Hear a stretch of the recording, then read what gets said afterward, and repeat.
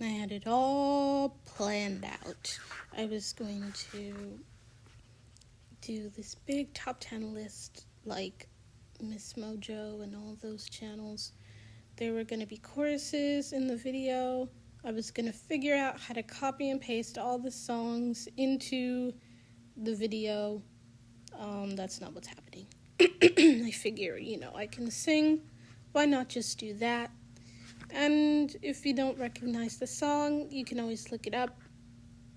I can paste the links in the description if you want. And we'll just go from there and see how it turns out. These are the songs I can't skip on my playlist. So I use Apple Music, and let's just be clear. This is not a favorites list. I can't pick a favorite. It's too hard. It's too emotional, and I'd probably start crying because, all of these songs mean a lot to me in different ways, but they're still very important to me.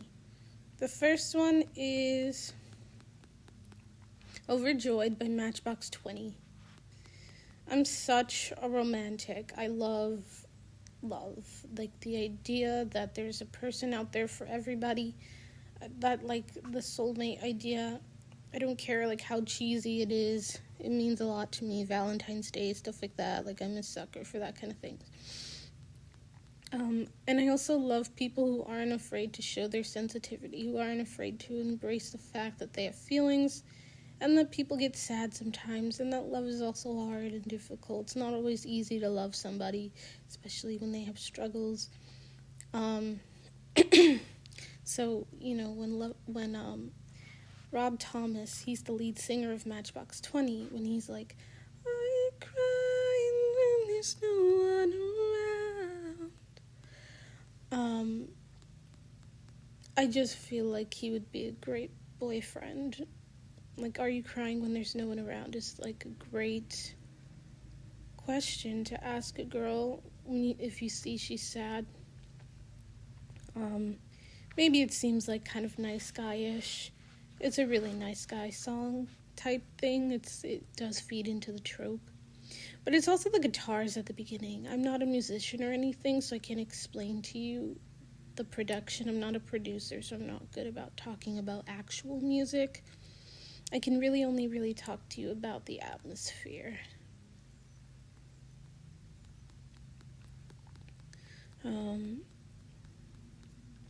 Second one is Treacherous by Taylor Swift.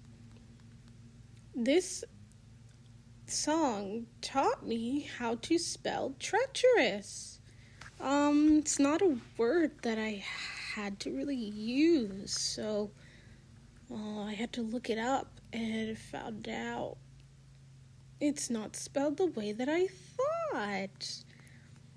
And in case you didn't know, treacherous is Treacherous.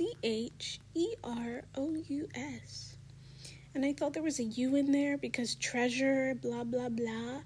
But that is not how that works. So thank you, Taylor.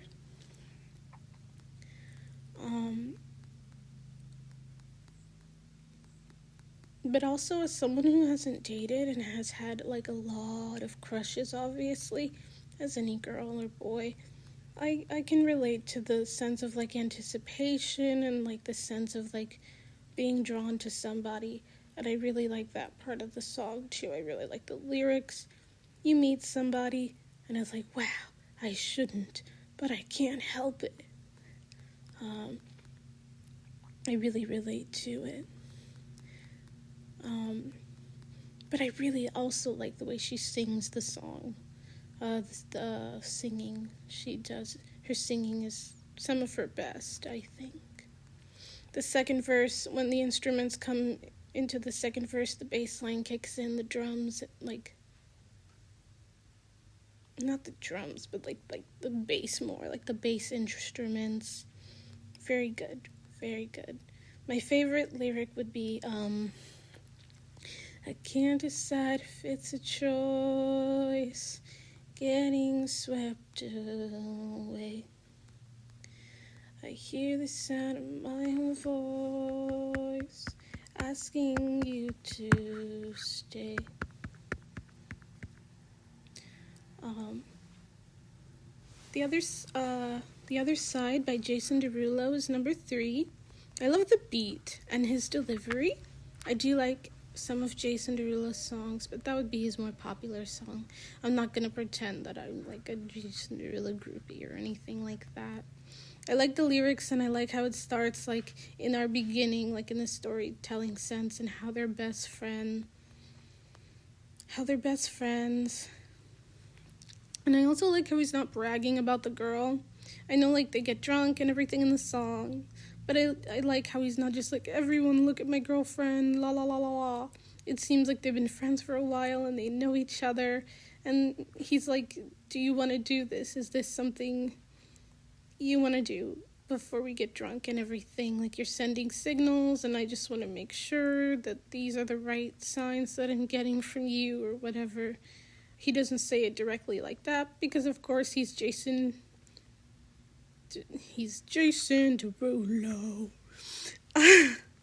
So, yeah, my favorite lyric would be Jason Derulo. I'm kidding. My favorite lyric is, this could be perfect, but we won't know unless we try. I know you're nervous, so just sit back and let me drive. Number 4 is Honey and the Bee by Owl City. Owl City is the guy who did Fireflies. I'd like to make myself believe. Yeah, Owl City.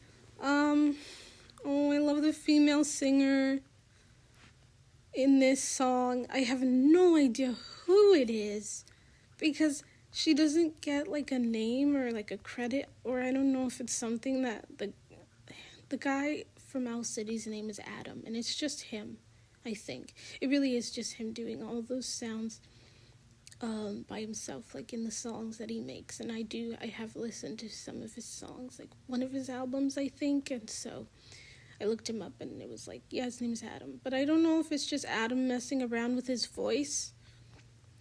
But I also like the puns in this song. It took me a while to get it, but I've been watching a lot of Bob's Burgers. Like, since now that I'm a Bob's Burgers fan, it's like, now I get it. It's like, oh, I get it. I would make like a tree and leave. Oh.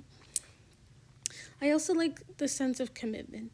It's all about caring about your partner. And it's like, how would you feel if I said that, I want to be with you forever? And would that scare you? Or, would you run away? Would you be scared? And the girl's like, no, I'd be honored. I feel the same way. We go together like this and that. My favorite lyric is, and if I reached for your hand for the rest of my life, who knew the other side would be so green? We are honey and the bee.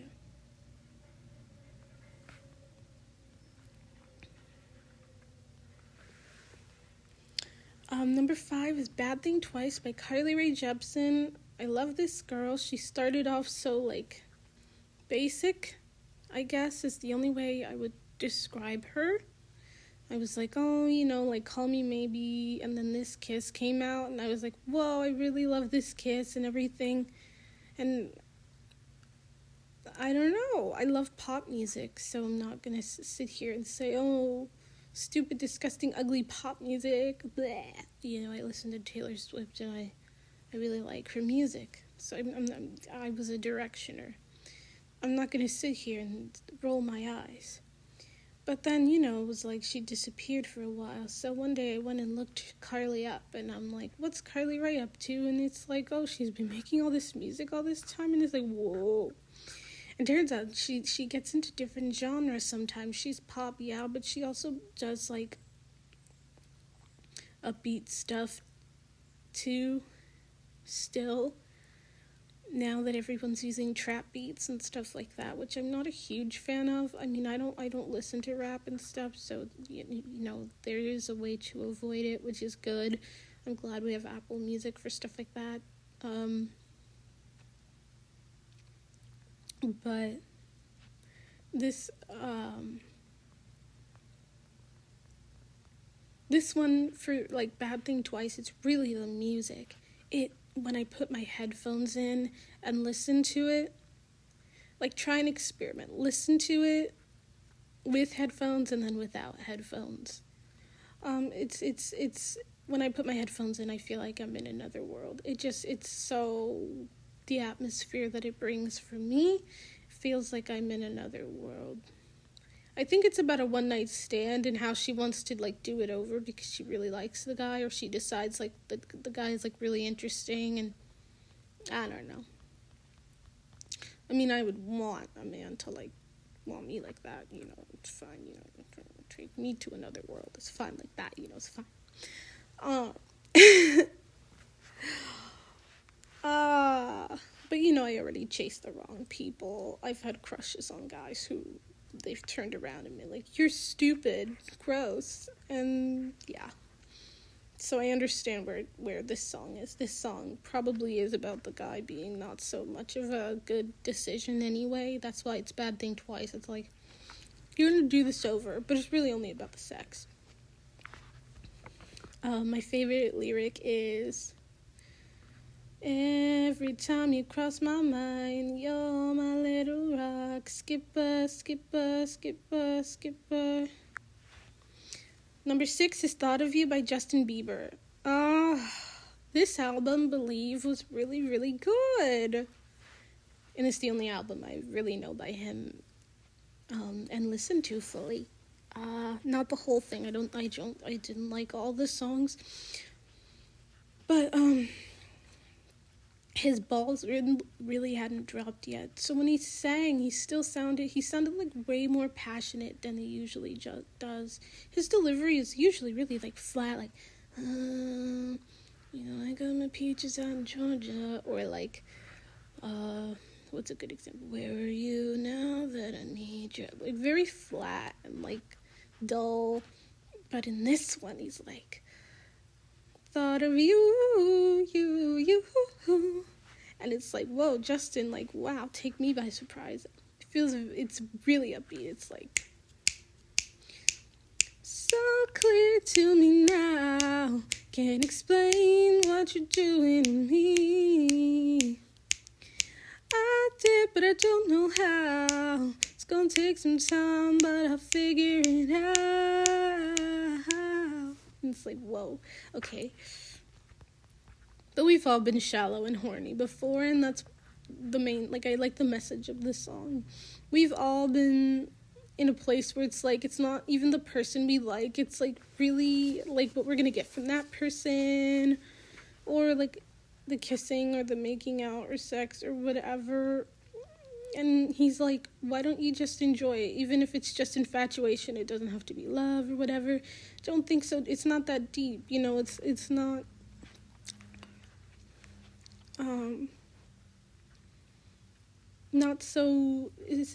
it's not that deep. You don't have to think that much into it. Don't be afraid. Just let go. My favorite lyric is, not the things you do, but the thought of you. Because he's like literally telling her, like, I don't care, like, about what makes up your personality. It's the thought of like who you could be or whatever. Number 7 is When You Look Me in the Eyes by the Jonas Brothers. First of all, this song has like the best opening ever. The Jonas Brothers I was never really into because I was too little. So when they were on like Hannah Montana and stuff, I didn't really care because I wasn't into boys like at that moment. I was born in 2001. I don't know how old I was when they were out. Let's say they were out in 2007, so I must have been like 6. I was probably like in first grade or kindergarten. I wouldn't care about Kevin, Joe, Nick, or whatever. Or Hannah Montana's boy drama, for that matter. but the opening. But I love the lyrics for this song because I'm a huge romantic. He's like, gonna tell you that I love you in the best way that I can. I can't. This song, it's hard to talk about. There's just so much going on. It's mostly the instrumental, though. Without the instrumental, this song would be nothing. This instrumental is the song. It really is, though.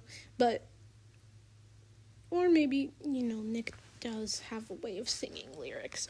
I'm just saying. Number 8 is My Mind and Me by Selena Gomez. Let's get a little serious here. I relate to these lyrics like way too much, living with PTSD. So when I heard this was coming out, I was like, oh my gosh.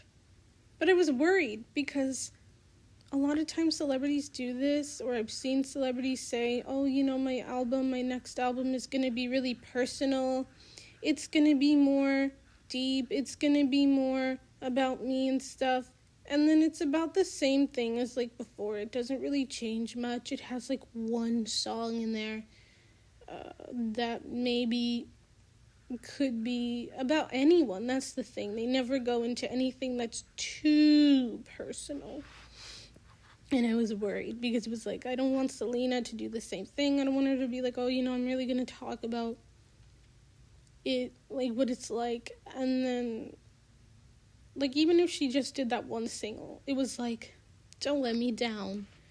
And not that she owes us anything. And I didn't even really listen to Selena Gomez, so it was like, why do I care? But it was just so interesting because it was about mental health and stuff. So, like, it really, like, I was like, oh my gosh, this could really make a difference if she did. Like, people would listen to her because she's Selena Gomez or whatever. People would eat that stuff up, including me. I'm holding my breath here, waiting to see, like, what she does. And on the hard days, like, this song is kind of here to give me all the hugs I feel like I wanted as a kid. We'll get into that another day, but, you can always go to my other playlists to hear about that. But the piano in the song does really well. I love how it's very acoustic. It doesn't need any drums. It doesn't need anything except that and her voice. And I do love how she says a lot by saying not much. And like, she mentions how bad she feels. And I just really appreciate how honest she is. So I like, this song means a lot to me personally. So my favorite lyric would be, my mind and me, we don't get along sometimes, and it gets hard to breathe. Yeah, because I've started having panic attacks this year, actually. Not anymore, but I struggled with them at the beginning of the year. All right. Number 9 is New Year's Day by Taylor Swift, because commitment. I feel like this is after you get married music, or like when you're living together music. And like,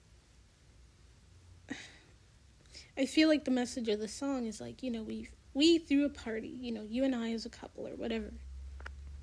And like, we're cleaning up and everything. Everyone's leaving or whatever. But even though, everyone's gone and they can leave without cleaning up or anything like that, because it's our house and stuff, we have to clean up. And that's how our lives are going to be for the rest of it together. Even if one of us makes a mess, we're going to clean it up together, or whatever we go through, we'll go through together. Like, if I'm struggling, you're struggling by default, because I won't leave you alone. I won't leave you to go through this alone.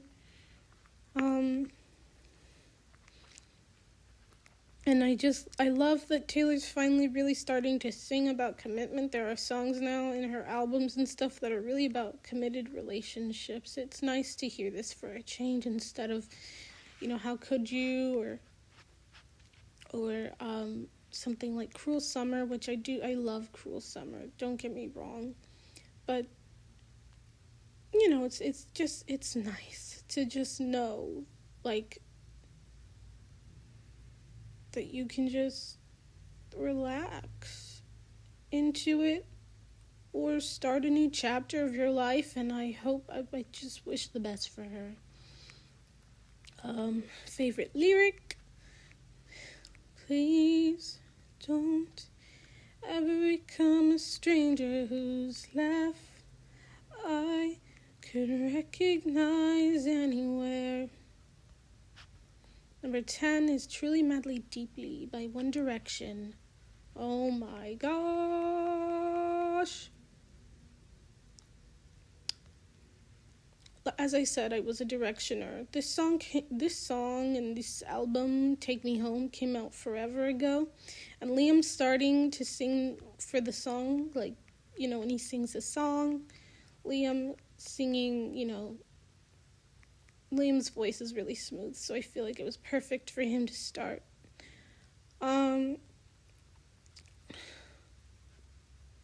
The song being about the start of like a new relationship is really good, and I like how it seems like they're young adults. So it's like they're also figuring out other stuff about life. And this is one of them, love, I think that, well, it's been implied, or at least this is how I take the song, that they've slept together. And it's just like, after this, what do? I like this person, and I want to keep knowing them. How do I let this girl know that it wasn't just a one-night stand or whatever? Should I do this? He's like, should I bring her breakfast in bed? Should I spoil her? Should I tell her how I feel? But they're also, like, nervous. They're like, I hope I'm not a casualty. I hope you won't leave. I hope that it meant something to you, too, because, it meant something to me. My favorite lyric: should I put coffee and granola on a train bed and wake you up with all the words that I still haven't said? And 11 is Falling Down by Avril Lavigne. Now, this song for me is just really motivational. I really listen for the lyrics because I struggle with anxiety, so this helps me, like, calm down a lot, especially because of what's been going on in my life lately. So this song has been really validating, especially when I don't have, when my friends are busy or my aunt is busy and I can't exactly call someone can't call someone up to say, you're okay. This song really helps to remind me, if Avril Lavigne's like 30-something now, I think, or 40, I don't know. But it's just a good song. Forget that she's a celebrity and everything. Everyone's human, and it just helps to know that and to hear it coming through your headphones and stuff from people who are so much more successful than you. I don't know why or how that works, but human nature, I don't know. Favorite lyric: someday I'll live in a house, etc., etc., etc.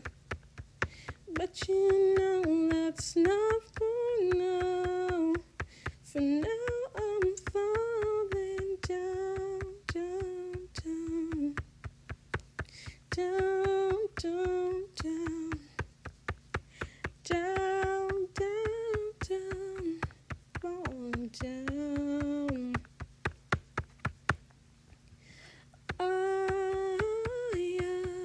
I'm falling down. she just admits it. I messed up, but it's not too late for me to get back up and keep going. She's like, it feels good to hit the ground, watch me fall down, laugh, whatever. I'm gonna get up, and like it's gonna be great. And she says it's an uphill human race, and she's right. Everyone does it, and it's part of life. And she's like, you can't just sit there and be afraid because you're gonna mess up. Everyone messes up. So it's like, you either be afraid, I'm gonna mess up. And for someone who's really, who struggles a lot with perfectionism, it was really hard to swallow it at first. It was like, oh my gosh, how can she say that? But it was like, slowly it was like, it makes sense, because a lot of times I hold myself back from things I really want to do. And we all do hold ourselves back from things we really want to do because we're scared. What if this happens? I'm a really what if person. So I got it, and it clicked, and it was like, oh, there's so much out there I could be doing. I can't just sit here and not do it because I'm scared. That's not a good reason. Because I know if I was in the opposite direction, facing myself, if I was my friend, I would say, Georgette, you can't stay here because you're scared. Like, get up and come with us, Thanks, guys, for listening to me. And thanks for watching the video.